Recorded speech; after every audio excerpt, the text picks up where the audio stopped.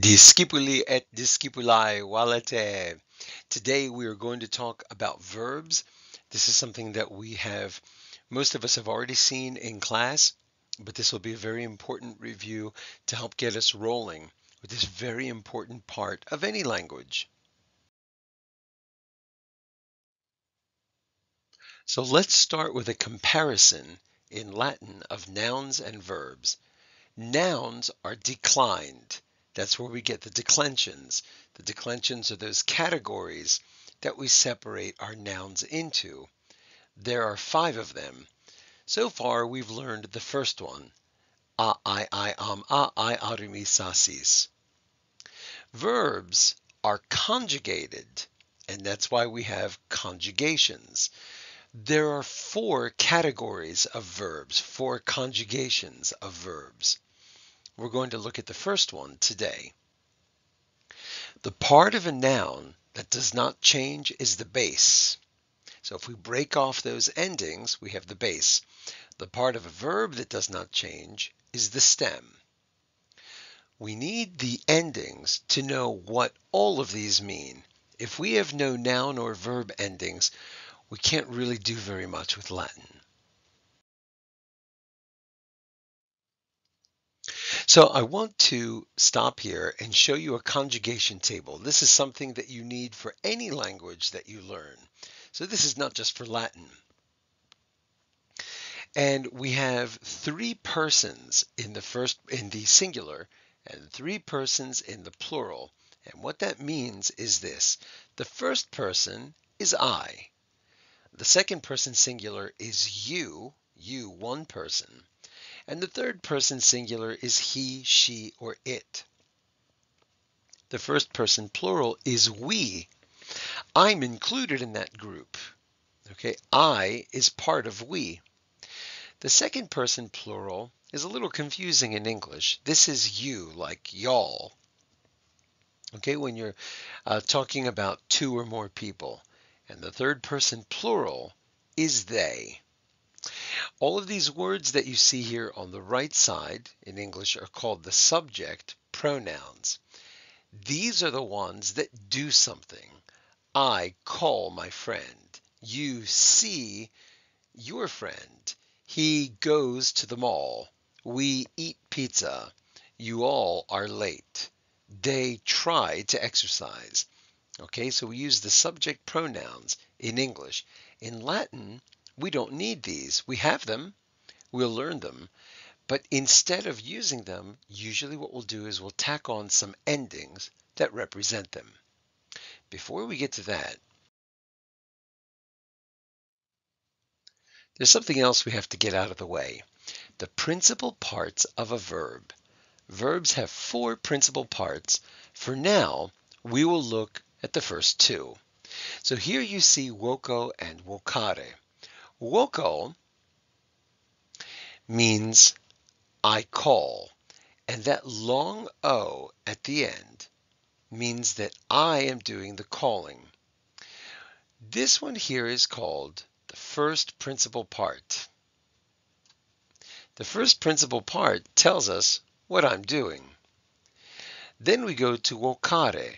Wokare is the second principal part. And what this does is it gives us what's called the infinitive verb. This means to call. Now, an infinitive verb is something that we have in most languages, and it's basically the dictionary form of the word. So, to be, to go, to see, to think, to draw. If you looked up the word did, like I did my homework, you wouldn't find it in a dictionary. You would have to look up its infinitive, which is do. So, principal parts. We have the first and the second principal part. We're not going to worry about the third and fourth yet. Let's see how we can use these to build verbs.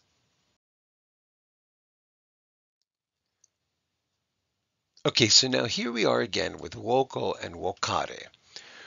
We're going to set up our conjugation table, and we're going to take woko, the first principal part, and we're going to use it right here at the top.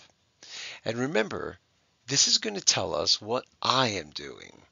So you can see it right there in red. From the second principal part, we're going to break off the RE. 2PP, drop RE. The second principal part, we break off the RE, and we're going to populate the rest of the table with this. Then what we're going to do is, instead of using pronouns like I, you, he, she, it, we're going to add endings. OST, muss, tis, und.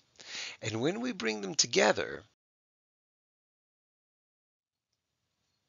we've built our verbs. Woko, I call. Wokas, you call. Wokat, he, she, or it calls. Wokamus, we call. Wokatis, you all call. Wokant, they call. And it's important to remember that these could be I call, I am calling, or I do call. But you see how with I call we need two words, I and call? In Latin, you just need one, voco. And that's how it is with many European languages. And now we can make a sentence. Voco, I call, agricolam. Agricola is the farmer, and when we put an M at the end of it, we know that it's the direct object. Voco agricolam, I call the farmer. Vocas agricolas, you call the farmers. Why is it you call? Because now we're using the second person singular. Vocas, you are doing it.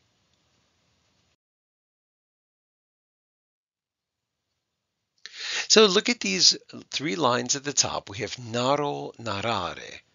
You might remember that naro is I tell or I narrate. The red one means I tell, and the black one next to it means to tell. Laudo is I praise. Laudare is to praise. Specto is I see. Spectare is to see. And again, we're not worrying right now about the third and fourth principal parts. Nota bene. Verbs that have are, and you'll see that there's a macron there. Verbs that have are in the second principal part, the 2PP, are called first conjugation verbs. Don't worry about the other ones. This is the only one that we're doing. Okay, so if you see are at the end of the second principal part, you know that you're looking at a first conjugation verb. So now let's practice reading verbs in sentences. Voco familiam. Well, it's got a long O. That tells us that I am the one who's doing it. Woke is connected to the word call. It's the stem for call. Ol means I'm doing it. So I call, and that tells us that it's accusative. I call the family. Call I the family is not where we want to stop. We want to put it into nice English. I call the family. Or I am calling the family. Or I do call the family. Okay, vocant, agricolam. It's got an NT at the end. And if you took notes earlier, or if you have it in front of you, you'll remember that NT is connected to they. So voca is call, NT tells us that it's they, and agricolam with an M at the end is the farmer as the direct object. Call they the farmer, and let's put it into nice English. They call the farmer.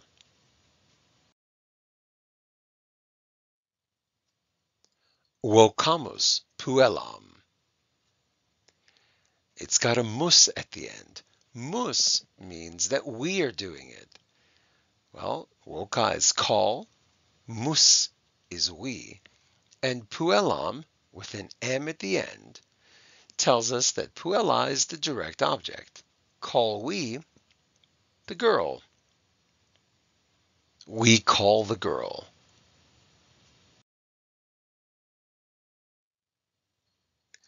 Amo, filiam. That long O means that I'm doing it. Is related to love. O means that I'm doing it. And there's our direct object in the accusative case. Love I the daughter becomes I love the daughter.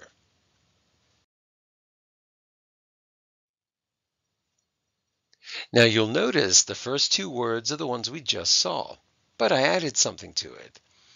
Amo filiam reginae. The long O tells us that I am doing it. Amo is love, and this makes it I. And there's our daughter in the accusative case, so love I the daughter. But now we have a problem, because if we think about our first declension endings, I, am, I, arum, is, as, is. Well, it could be of the queen, to the queen, or just the queens. Like there are many queens that are doing something. Well, if we try them all out, I love the daughter, the queens. I love the daughter to the queen. They don't work. I love the daughter of the queen, or I love the queen's daughter.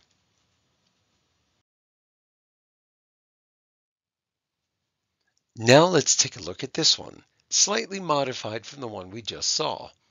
Amo filias reginae. Once again, the long O tells us that I'm doing it, and is the stem of love, so love, I. And now we've got filias. Well, you might remember that filiae's daughter. Go through the chart.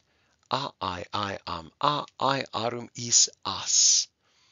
That's accusative plural. So love I, the daughters. And then we have this again. I love the daughters of the queen. So this time the noun changed.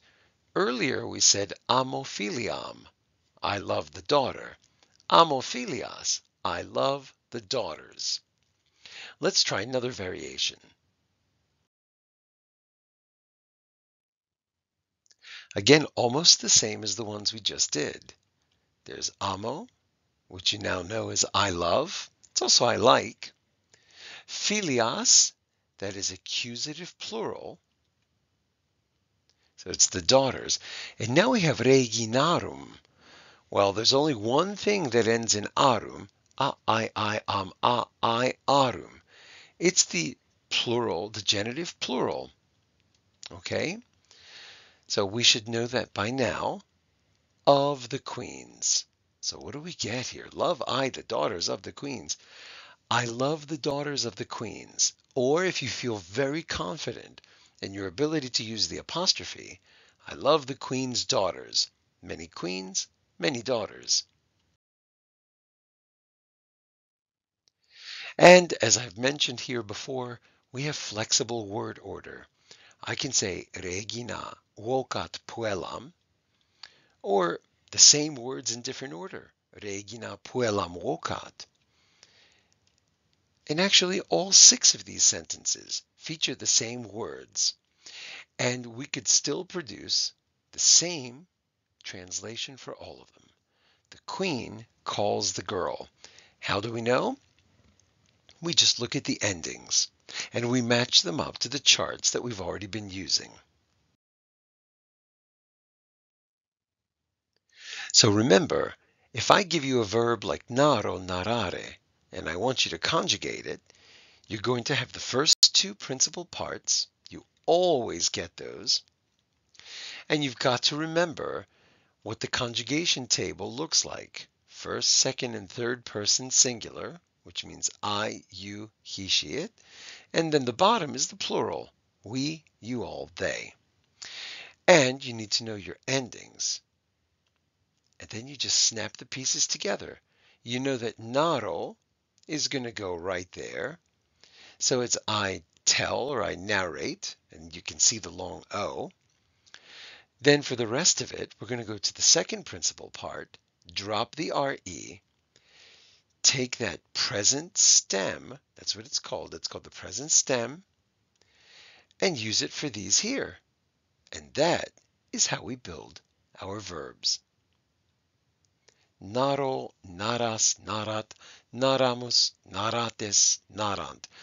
And as far as the macron goes, for now I just want you to worry about the ones that you see in the principal parts, the long O and the long A. And don't worry about where they are in the rest of the conjugation.